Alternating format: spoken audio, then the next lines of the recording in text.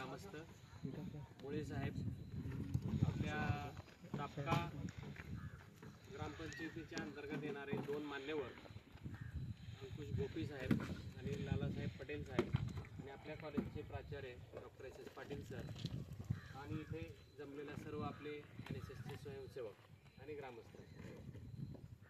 आजच्या कार्यक्रमाचे प्रयोजन NSSच्या निवासी शिबिरानिमित्त आपण जनावरांची आरोग्य तपासणी करत आहोत आणि शेळ्यांचं पर्टिक्युलर लसीकरण हा एक पर्टिक्युलर आपण कार्यक्रम राबवत आहोत, जेणेकरून आपल्या गावामधील सर्व जनावर आपल्याला सुरक्षित ठेवायचे आहेत।